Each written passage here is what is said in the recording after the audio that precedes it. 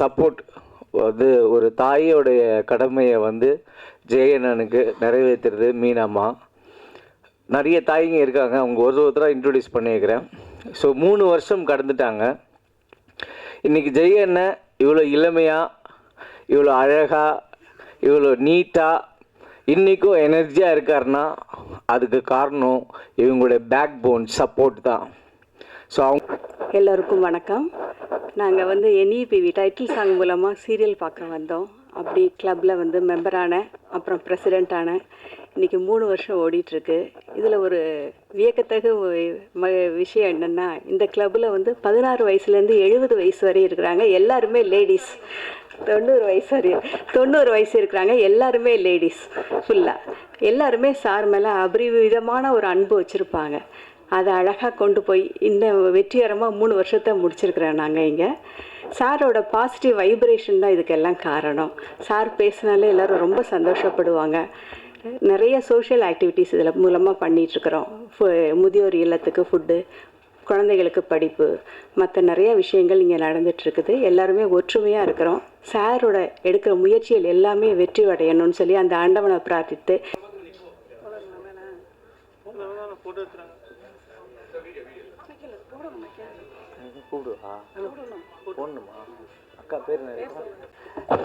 எல்லோருக்கும் வணக்கம். ஜெய் விஜயம் திரைப்படம் இசை ட்ரைலர் வெளியீட்டு விழாவுக்கு வருகை தந்திருக்கும் அனைவருக்கும் என்னுடைய இனிய வணக்கங்கள். அண்ட் பிரசன்ட் மீடியா மெம்பர்ஸ்க்கு என்னோட மனமார்ந்த நன்றிகள். ஜெய் ஆகாஷ் அவர்களை வந்து அவர் சொன்ன மாதிரி நான் லாஸ்ட் மந்த் பிள்ளையார்பேட்டையில் மீட் பண்ணேன். அங்கே தான் எங்கள் ஜேர்னி ஸ்டார்ட் ஆச்சு. இது 2வது தடவை தான் அவர் இங்கே மீட் பண்ணுறேன். டு பி ஹானஸ்ட் என்னென்னா வந்து பெரிய பெரிய படங்கள், பெரிய பெரிய ஸ்டார் க்ரூவிலேருந்து மந்த்லி ஒரு 4 காலாவது வரும் இந்த மாதிரி இசை ட்ரெய்லர் வெளியீட்டு விழாக்கு. அவ்வளோ சீக்கிரம் நான் போயிட மாட்டேன். இது வந்து ஒரு ஆட்டிடியூட்னாலேயோ அதனாலேயோ கிடையாது. அந்த ஒரு வைப்ரேஷன் எனக்கு அந்த அளவுக்கு கிடைக்காது. இன்றைக்கி நான் ஷூட்டிங் ஸ்பாட்டில் இருந்து நான் இவ்வளோ தூரம் மெனக்கிட்டு வந்திருக்கேன் அப்படின்னா ஐ திங்க் அவர் சொன்ன மாதிரி அவர்கிட்ட அந்த பாசிட்டிவிட்டி இருக்குது. பிகாஸ் நிறைய பேர் இந்த துறைன்னு இல்லை, எல்லா துறையிலுமே சொல்லுவாங்க நான் ரொம்ப ஒரு பாசிட்டிவ் பர்சனுங்க அப்படின்னு சொல்லி. அது நிறைய பேரோட வார்த்தைகளில் மட்டும்தான் இருக்குது. ஐ திங்க் அவங்க ஆக்ஷன்லேயும் அவங்களுக்குள்ளேயும் இல்லைன்னு நான் ஃபீல் பண்ணியிருக்கேன். அதில் சிலர் வந்து அவங்க வார்த்தையும் அவங்க ஆக்ஷனும் அவங்களோட இன்னர் ஆக்டிவிட்டியும் மேட்ச் ஆகும். அது கனெக்ட் ஆகும், கனெக்டிவிட்டி இருக்கும். அந்த கனெக்டிவிட்டி தான் இங்கே எனக்கு இந்த மேடையில் அவர் கூட வந்து சமமாக உட்காந்து இன்னைக்கு அவரோட படத்தோட இசை ட்ரெய்லர் விழாவில் வந்து நான் இருக்கிறேன் அப்படின்னு நான் நம்புகிறேன். ஸோ நம்மளோட இலக்கு வந்து எதை நோக்கி போகுது, நம்ம என்ன பண்ணுறோம், சின்னது பெருசு அதெல்லாம் முக்கியம் கிடையாது. நம்ம சொல்கிற வார்த்தை நான் பாசிட்டிவாக இருக்கேன், பாசிட்டிவாக பண்ணுறேன், பாசிட்டிவாக பேசுகிறேன், பாசிட்டிவாக நடக்கிறேன்றத நம்ம செயல்படுத்தினாலே குட்டி புள்ளி வந்து ஒரு பெரிய கடலாக சீக்கிரமாகவே மாறும். ஸோ அப்படி இந்த படத்தை வந்து இந்த ஜெய் விஜயம் படத்தை வந்து லான்ச் பண்ணியிருக்கிறாங்க இசை ட்ரெய்லர். அண்ட் 29ஆம் தேதி திரையரங்குகளில் வருது. அண்ட் AQ ஆப்பில் உலகம் ஃபுல்லாக பார்க்க போகிறாங்க. அண்ட் AQ ஆப்பில் வந்துட்டு ஒரு ரியாலிட்டி ஷோ ஒன்று நடத்த போகிறாங்க. அதுக்கான கண்டஸ்டன்ஸ் எல்லாம் ரெடியாக இருக்கிறாங்க. ஸோ அதுக்கும் அவரோட மனமார்ந்த வாழ்த்துக்கள்.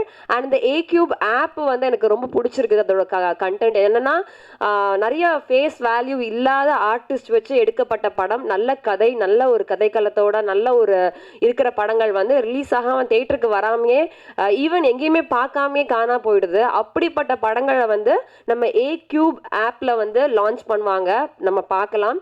ஸோ அந்த மாதிரி ஒரு கலைஞர்களுக்கு வந்து ஒரு சின்ன ஒரு பிளாட்ஃபார்மாக வந்து இவர் அமைச்சு கொடுக்குறாரு. ஸோ இது ஒரு பெரிய ஒரு initiative.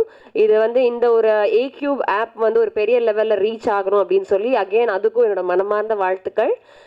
Thank you so much and once again congratulations to the entire team of Jai Vijayam. Thank you.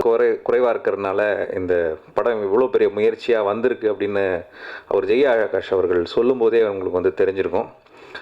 காரணம் என்ன அப்படின்னா, இன்றைக்கி நான் பார்த்து அவரை பார்த்து பழகின போது இருந்த விஷயத்தில் அவர் ரொம்ப ஓப்பனாக க்ளீனான ஒரு ஆள். ஏதாவது ஒரு விஷயத்தில் கமிட் பண்ணும்போது ஜெயச்சந்திரன் என்னால் இவ்வளோ தான் கொடுக்க முடியும் அப்படிங்கிறத ஃபஸ்ட்டு சொல்லிவிடுவார், அதை கொடுத்துருவார். அது மட்டும் இல்லாமல் ஒரு சினிமா கலைஞன் அப்படின்னா ஒரு நடிகனாக மட்டும் இல்லாமல் சினிமாவை பற்றி தெரிஞ்சு படிக்கிறது, சர்வதேச அளவில் இருக்கக்கூடிய படங்களை பற்றி பார்க்குறது, அதை பற்றி ரிசர்ச் பண்ணி அண்டர்ஸ்டாண்ட் பண்ணுறதுங்கிறது அளவில் மிகப்பெரிய ஒரு திரைக்கலைஞனாக அவரை தன்னை வளர்த்து வச்சுருக்காரு. அதனால தான் இப்போ வந்து பார்த்திங்கன்னா நிறைய நடிகர்கள் வந்து ஹீரோவாக இன்ட்ரடியூஸ் ஆவாங்க. அப்புறம் அவங்க வரலன்னா வெயிட் பண்ணிகிட்டு இருப்பாங்க, அவங்களுக்கு யார் ஆப்பர்ச்சுனிட்டி தருவாங்க.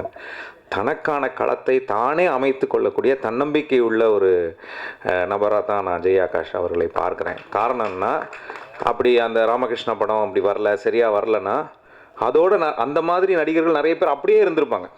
அடுத்து ஒரு பாலகிருஷ்ணா வருமா, அடுத்து ஒரு வேறு ஏதாவது ஒரு படம் வருமா, வேறு ப்ரொடியூசர் வருவாங்களா, வேறு டைரக்டர் வருவாங்களான்னு காத்திருப்பாங்க. அதை விட முக்கியமாக, நான் எங்கேயும் போய் கேட்க முடியாது, நான் ஒரு கெத்து, நான் வந்து ஹீரோவாகவே அறிமுகமாயிட்டேன், அதுக்கு வேறு குணச்சித்திர நடிகராக வரணுமா அப்படிங்கிற மன உளைச்சல்லாம் போய் அப்புறமா நிறைய பேர் கன்வின்ஸ் பண்ணுவாங்க, நீ ஏன் அந்த கேரக்டர் நடிக்கக்கூடாது, நீ ஏன் ஒரு வில்லனாக ட்ரை பண்ணக்கூடாது அப்படின்லாம். ஆனால் தன்னை ஒரு திரைக்கலைஞனாக தன்னை உருவாக்கிக்கிட்ட ஒரே காரணத்தினால இந்த நம்பிக்கையோடு அவரால் உருவாக்க முடியுது. அதுவும் அந்த நம்பிக்கை மேலே அவர் மேலே இருக்கக்கூடிய அந்த ஒரு பாசிட்டிவிட்டின்னு சொல்லுவாங்க, அந்த எண்ணம், அது வந்து ரொம்ப முக்கியமாக இதில் தென்படுது. சமீப காலமாக அவருடைய அந்த சீரியலுக்குள்ளே அவர் வந்து அந்த பண்ணபோது ஓகே சீரியல் வந்துட்டாங்க அப்படிங்கிற ஒரு இமேஜ் வரும் இல்லையா, டெலிவிஷனுக்கு வந்துட்டாங்க அப்படின்னு, ஒரு சினிமாவிலேருந்து டெலிவிஷன் வர்றது அப்படிங்கிறது வந்து ஒரு சில பேருக்கு வந்து ஓகே அடுத்த பரிணாமத்துக்கு போயிட்டாங்க அப்படிங்கிற மாதிரி ஒரு எண்ணம் இருக்கும். ஆனால் அவருடைய ஸ்டேட்டஸில் வரிசையாக பார்க்கும்போது அந்த ஃபேன்ஸ் கிளப் இன்க்ரீஸ் ஆகுதுன்னு, சில ஸ்டேட்டஸ்லாம் ஆன் பண்ண உடனே ஃபோனில் வந்து அப்பா போதும் இதுக்கப்புறம் நம்ம போயிடலான்னு ஒரு 25-30 இருக்கும் காலையில் அந்த ஃபேன்ஸ் கிளப்புடைய ஸ்டேட்டஸ் ஷேரிங் வந்து அண்ணா வச்சுருப்பாரு. அடேங்க அப்பா, இது நல்ல ஒரு இடத்துக்கு போயிட்டு அவர் நல்ல மக்களை மனசில் போய் இடம் பிடிச்சிருக்காரு அப்படிங்கிறது தெரிஞ்சது. ஆனால் அது இடம் பிடிச்சது மட்டும் இல்லாமல் அந்த அன்புக்கு மரியாதை கொடுத்துருக்காரு. அது எனக்கு ரொம்ப பிடிச்சிருந்தது இன்றைக்கி வந்ததில். குறிப்பாக நான் சொல்ல வந்தது, சுகுமார் அவர்கள் வந்து சொல்லிட்டார். காரணம் என்னென்னா, பார்த்திபன் சார் அவர்கள் ஒரு மிகப்பெரிய உலக சாதனையாக ஒரு பெரிய முயற்சியாக அவர் வந்து ஒரு சிங்கிள் ஷாட் மூவி வந்து பண்ணார்.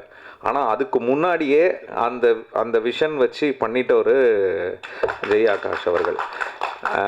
அதுக்கு அவர் பண்ண ரிசர்ச்லாம் மிகப்பெரிய ரிசர்ச். இன்னொன்று என்னென்னா, உண்மையாக சொல்லணும்னா ஆக்சுவலாக அவருடைய ஸ்பீடுக்கு அவருக்கு ஆக்சுவலாக கரெக்டான ஒரு 10 கை அசிஸ்டன்ஸு, டிரெக்ஷனில் கரெக்டான அசிஸ்டன்ஸு, கேமரா மற்ற ஒர்க்லேயும் ஒரு டீமு இன்னும் வந்து கரெக்டாக அமைஞ்சதுன்னா அவர் நிறைய விஷயங்கள் பண்ணுவார். அந்த கெப்பாசிட்டி அவர்கிட்ட இருக்குது. என்னென்னா ஃபினான்ஷியலாக அவரால் ஒரு பர்டிகுலர் லிமிட்டில் தான் என்ன இருக்கோ அதில் தான் அவர் ஒர்க் பண்ணுவார். அப்படி இருக்கும்போது என்னால் பணம் கம்மியாக இருக்குது வர முடியுமானா, ஒரு பெரிய டெக்னீஷியனோ ஒரு பெரிய எக்யூப்மெண்ட்டோ அங்கே உள்ளே வர முடியாத ஒரு சவால்லாம் இருக்குது. ஆனால் அதெல்லாம் உடையும் மாறும். அப்படி ஒரு நீங்கள் இன்னொரு புதுமையான ஒரு விஷயத்தை கண்டிப்பாக செய்வீங்க. அந்த கெப்பாசிட்டி உங்களுக்கு இருக்குது. உங்களை வாழ்த்த அளவுக்கு நான் வந்து பெரிய ஆள் கிடையாது. ஆனாலும் உங்களுடைய அந்த விடாமுயற்சி எப்போவுமே விஸ்வரூப வெற்றி இருக்கும். அப்படி தான் இந்த ஜெய் விஜயம் படமும் அந்த டீமும் பண்ணியிருக்காங்கன்னு நினைக்கிறேன். ஸோ முன்னாடியெல்லாம் ஒரு காலத்தில் வந்து பிளாட்ஃபார்ம்னு சொன்னாலே ஒரு மாதிரி கேவலமாக நினைப்பாங்க இல்லையா, பிளாட்ஃபார்முக்கு அவங்களாம் ஒரு சாதாரண பிளாட்ஃபார்ம். இன்றைக்கி எல்லாமே என்ன ஓடிடி பிளாட்ஃபார்மா அப்படிங்கிற. அதனால் இன்றைக்கி பிளாட்ஃபார்ம் அப்படிங்கிறது வந்து அது ஒரு ஆங்கில சொல்லாடல் பொறுத்த வரைக்கும் ஒரு தளம், ஒரு களம். அப்படி இன்றைக்கி அவர் வந்து எப்படி அப்டேட்டடாக இருக்காருன்றதுக்கான ஒரு அடையாளம் பாருங்கள். இன்றைக்கி நான் இந்த தேட்டரில் ரிலீஸ் பண்ணுவேன், அங்கே பேசிகிட்டு இருக்கேன்னு இல்லாமல், நான் இல்லைனாலும் நான் ஆப்பில் ரிலீஸ் பண்ணிவிடுவேன் அப்படின்னு அவர் தன்னை அப்டேட் பண்ணிக்கிட்டே இருக்கார். நிறைய படிக்கிறாரு, பல ஊர்களுக்கு போய் வர எல்லா இடத்துலையும் அப்டேட்டடாக இருக்கார். அது மட்டும் இல்லாமல் அந்த அன்பாக நேசித்து தன் கூட இருக்க ஒர்க் பண்ணுறவங்கள கனெக்ட் பண்ணியிருப்பார். அந்த அன்புனால தான் நிறைய பேர் வராங்க. இன்றைக்கி அவர் என்ன இந்த டீட்டெயில்ஸ் சொல்லும்போது கூட நான் வேறு ஒரு ப்ரெஷர் சுச்சுவேஷன்லேருந்து புறப்பட்டு அவசரமாக வந்ததுக்கான காரணமே, நான் காலையில் ஆக்சுவலாக மறந்துட்டேன், ஏதோ ஒரு நாள் இருக்குதுன்னு தெரியும். ஆனால் டக்குன்னு அவர் கால் அடித்த உடனே அச்சோ நம்ம இங்கே இருக்கோமேன்னு போயிட்டு விரட்டி வந்ததுக்கான முக்கியமான காரணம் என்னென்னா, அவர் உண்மையாக இருப்பார், நேர்மையாக இருப்பார், அதோட முக்கியமாக அன்பாக இருப்பார். இந்த 3 விஷயம் ப்ளஸ் ஒரு நல்ல கலைஞன். அது எனக்கு ரொம்ப பிடிச்ச விஷயம் பர்சனலாக என்னென்னா, அவர் ஒரு கண்டென்ட் பண்ணுறாருன்னா அந்த கண்டென்ட் வந்து அவருக்கு ஜென்யூனாக கன்வின்சிங்காக இருக்கும்.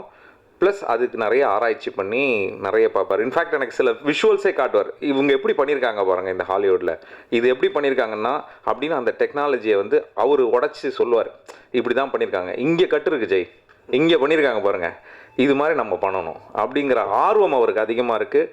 அதனால் கண்டிப்பாக இந்த படம் வெற்றியடையும். இதை தொடர்ந்து அவருடைய முயற்சிகளும் வெற்றியடையும். இந்த படத்தில் பணி செய்த அனைத்து டெக்னீஷியனுக்கும், ஏன்னா எவ்வளோ கஷ்டப்பட்டு ஒர்க் பண்ணியிருப்பீங்கன்னு தெரியும், அவர்கள் அனைவருக்கும் என்னுடைய வாழ்த்துக்களையும் பாராட்டுகளையும் தெரிவித்துக் கொள்கிறேன்.